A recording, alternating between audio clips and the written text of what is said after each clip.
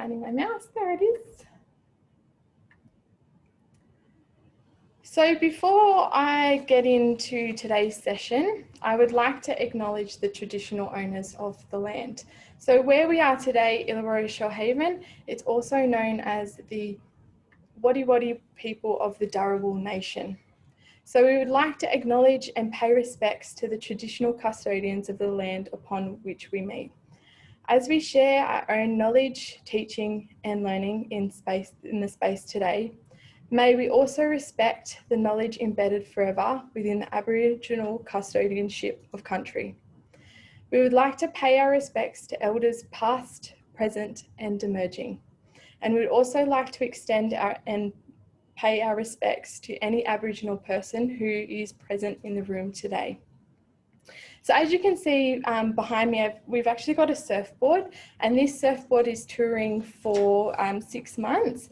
Jen will put a link in the chat box, and from there you can actually win this beautiful surfboard behind me. So today's session, talk soon, talk often. Has everyone got their books with them? So they would have been sent out a pack and they would have their books. So it looks like a green like this. I hope everyone, if you didn't, please just let us know and we'll make sure we send that out to you. So Naomi will be referring to this book throughout. So who are we? I thought I should probably introduce myself. So hello everyone, I'm Caitlin. So I'm one of the health promotion officers as part of the HARP team. So today you'll be hearing from myself. You'll also be hearing from Naomi, which I'm going to introduce a little bit later. Maddie is on our tech side of it. So she's in the chat box and also just making sure everything is going to plan. So she's our guru behind the scenes.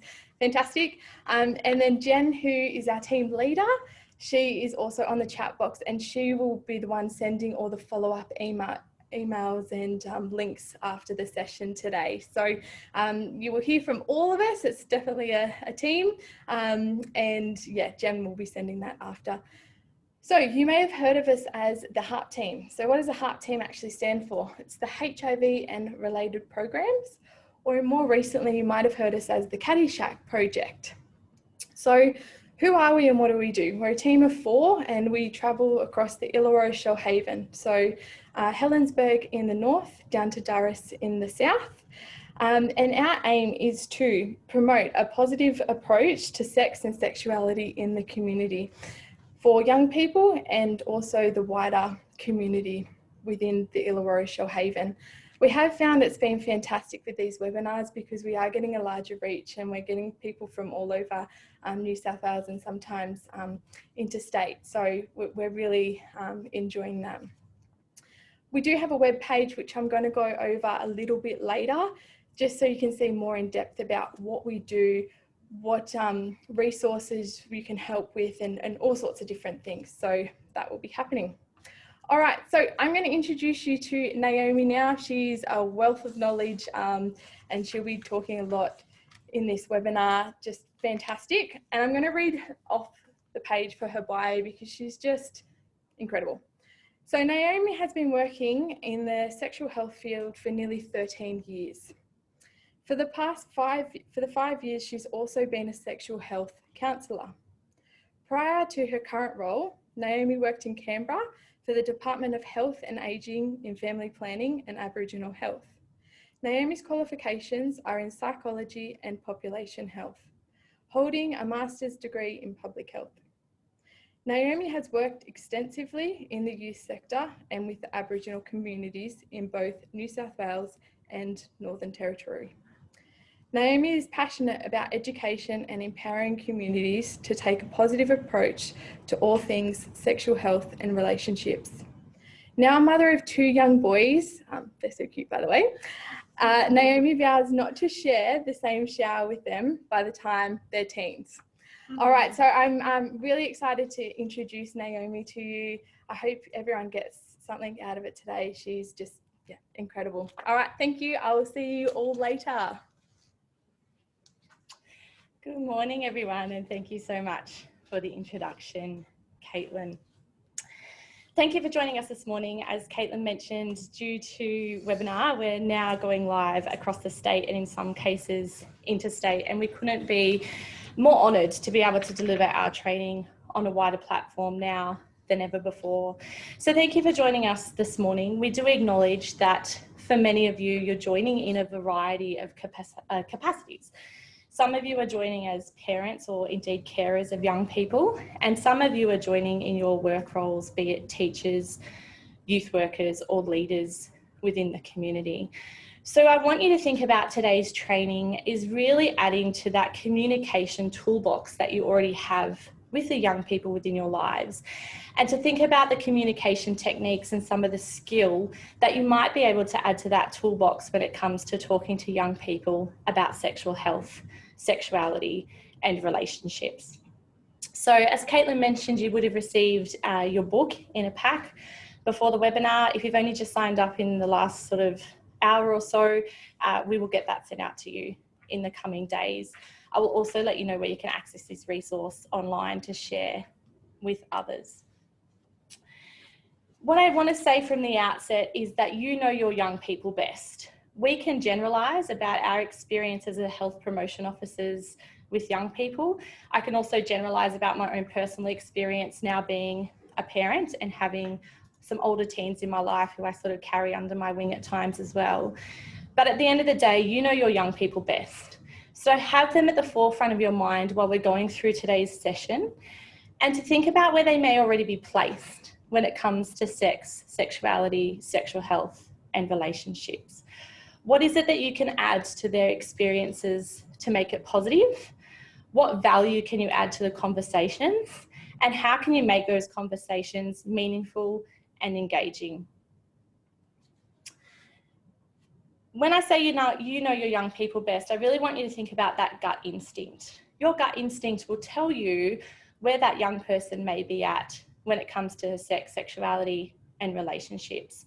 Think about where they're at and how you can enhance that experience for them. We will go through lots of skills and techniques as part of this training today to enhance that experience. So why this training? We acknowledge that for most young people, it is within family and community that they get their sexual health information. You are the primary sexuality educators in a young person's life. Now, for those teachers who are on board today, you probably feel a high sense of responsibility around this. Sexuality, sexual health and relationships do fall into the New South Wales Department of Education curriculum. However, I want to emphasise that it's not the sole responsibility of our teachers to be teaching our young people this information and providing this education.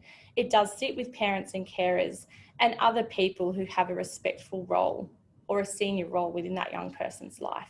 So whilst they may be getting that education at school, we shouldn't be relying on that alone.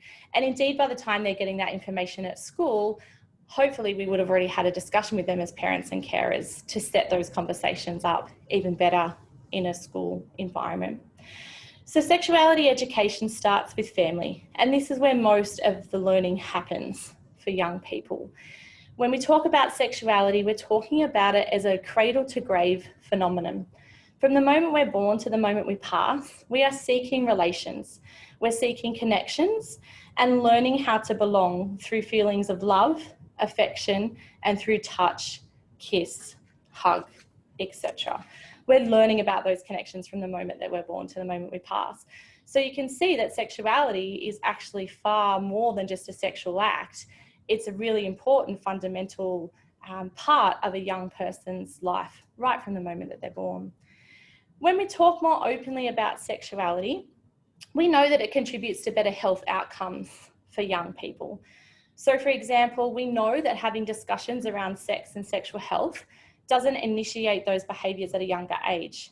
In fact, quite often it will lead to a delay in those sexual behaviours, a delay in intercourse. And we know that when those young people then engage in those behaviours, they're better prepared. They're better equipped with the information and knowledge, not only about the acts itself, but also how to protect themselves and to keep themselves safe. They're also likely to be more responsible when it comes to then going and having a sexual health checkup, for example. So we want you to be talking to your young people about this. And this is what today is really all about. It's about recognising the importance of the connection that we have with those young people, the rapport that we're building, the trust that we're building, and the fact that they can come to us as significant adults in their life and seek this information and education. What I want you to think about throughout today, and whenever you're engaging in a conversation with a young person about sexual health or relationships, is to be honest. We've all had our own experience when it comes to sexuality, sexual health education, and we will touch on that a little bit later. Young people will come to us in some sometimes challenging and difficult circumstances, and what they really need from us as adults is our honesty. We don't expect you to be experts in this field. Indeed, I've been working in this field for nearly 13 years and I don't profess to be an expert. I'm still learning lots of things all the time. What we do expect though is that you would be able to seek out that information to respond to that young person's question if you didn't know the answer. And again, today we'll be providing you with lots of resources and links to be able to assist that process. Think about today as a way to engage young people in conversations. Hopefully some of the skills that you learn today transpire to having discussions with young people outside of sex and relationships, but predominantly the focus today is around sex, sexuality, and healthy relationships. So a little bit more on the resource. I don't know if I'm in control. I am in control. Look at that. Controlling the mouse. Now I just need to make it work. Okay. So in terms of accessing the resource, so hopefully you would have received your hard copy in the post. As I said before, if you haven't, let us know and we'll have it sent out to you. Just to let you know that this version that you've been sent out is a New South Wales adapted version of an original resource that came from Western Australia. Hence why the link that will be popped up by Jen is to a Western Australian resource. You can order additional hard copies of the Western Australia resource online. What I will let you know is that it does look a little bit different online now because they have just recently done an adaptation of their own resource and done a rebrand. So it may look a little bit different to what you have in front of you if you order those copies online from Western Australia. The fantastic thing was that this resource was also adapted to be specific to Aboriginal and Torres Strait Islander young people in a resource known as Yarning Quiet Ways. If you're working with young Aboriginal and Torres Strait Islander people, I highly recommend getting a copy of that version because it's fantastic. There is also a tip sheet that is available, which is basically a summary of the resource, and it's available as a downloadable PDF online as well. Some great little tips there and really a summary of the booklet in and of itself. Okay. So talk soon, talk often. This resource, what is it? Where has it come from? And how do we use it? So this resource, as I mentioned, it's a New South Wales adapted version of a booklet resource that had come out of Western Australia. Western Australia Health partnered with La Trobe University in Western Australia to create a resource that was both hard-wearing, attractive, and gave parents and carers a way to engage with their young people around sexual health and relationships. Parents and carers, when they were surveyed or when they were consulted with around this, they wanted to have some knowledge and background around sexual health and relationships. What's normal and what can they expect when going on this journey with their young people? The fantastic thing about this resource is that it does focus on age-appropriate information from birth right through to the early 20s. So if you have your resource with you and you would like to flip open to around page 21, that's where it starts to kick in with the 9 to 12-year-olds and some of the younger people who we will be focusing on today. The great thing about the resource is that it also acknowledges young people with a disability, and I know that we do have some disability support workers online with us this morning as well. So depending on where the young person is at in terms of their developmental age, this resource is fantastic because it does break it down into age-appropriate information, but also age-appropriate behaviours and what we might be expecting to see in young people given their age. The resource provides a chance for you to share your values with the young people in your life. Values are one of those things that young people will construct, predominantly based on family in those formative years. But as they move through adolescence and into adulthood, gaining that independence, that's when some of their own values may change and be more influenced by the peers around them and the experiences that they have. So parents and carers wanted a way to be able to ingrain those values and the morals that they had with young people, being able to incorporate this resource to do so. The resource and some of the points that we'll be making today is really about how to open that communication with a young person. How do we start to have these conversations with the young people in our lives? And not only how do we start them, but how do we maintain that channel of communication? How do we have those ongoing communications? Because as we'll learn in a moment, these should be ongoing, small but meaningful conversations, not just a one-off lecture, so to speak. And they also wanted to know how to deal with sexual information. So how do I talk appropriately without being seen to groom a young person, particularly if they're not my biological child, they may be a young person in care. How do I provide information in a sensitive and safe way? So that's where the resources come from, and that's why the resource was developed, and what you have in front of you is what we're dealing with today.